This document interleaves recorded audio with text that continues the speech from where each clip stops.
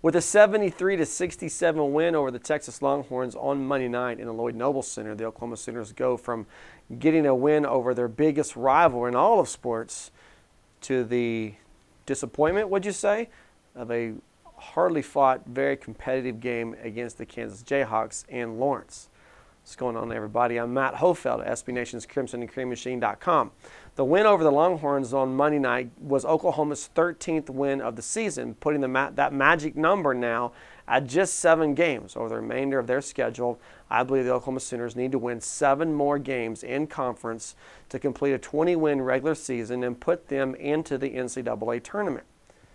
The opportunity Saturday against the Kansas Jayhawks just wasn't there, as the Jayhawks are probably a #1 seed right now in the NCAA tournament and no doubt the top team within the Big 12.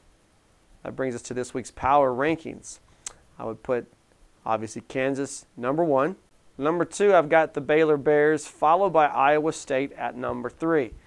Kansas State comes in at #4. A little bit of a rough week for the Wildcats on the hard court. And then I've got Oklahoma. They're at #5.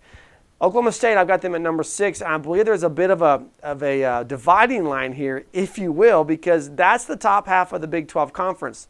I think there's Kansas, and then there's Kansas State, Baylor, Iowa State, Oklahoma State, 3 separate sections, and then everybody else is just kind of a free-for-all not to be last. But if we did have to rank those teams, here's how it would pan out. Right now, I'd have to say West Virginia is the best of the worst, followed by Texas, Texas Tech, finally TCU bringing in the rear of the Big 12 Conference. 2 things to ponder here about the Big 12 Conference. First of all, it's time for us to embrace the reality that the Jayhawks may go undefeated in conference play. They're nearly through their first half of the conference season, and they're unblemished. This team just finds a way to win.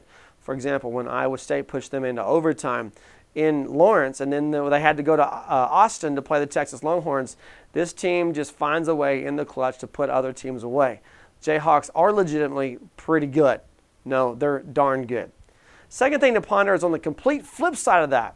It's really time for us to start embracing the fact that TCU could go in through the conference season without a win. Now, they still have games against Texas Tech on the schedule, which would be possibly their only hope, and then you never know on that any given night the team could jump up and bite somebody, but it's looking like the Frogs could be winless. Back to the Sooners, where it is Romero Osby who is the story for Oklahoma this season.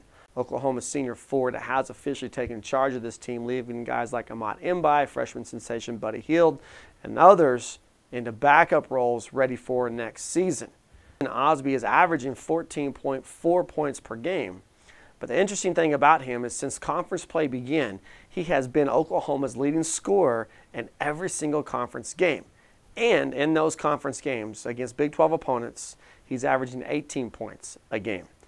Osby is definitely the guy that Oklahoma is looking to right now for answers, and they're going to need every bit of him and then some more help over the next couple of weeks as they go through the murderer's row of the schedule. The next 4 games for the Sooners are at Baylor, at home against Kansas State, at Iowa State, and then home against Kansas before they finally get a little bit of a break playing TCU. Make sure you check in every day, CrimsonandCreamMachine.com, for the latest on Oklahoma basketball as well as a Big 12 perspective. Baseball season coming around the corner as well as National Signing Day. Also, make sure if you have not already done so, follow our YouTube channel. SB Nation, I'm Matt Hofeld.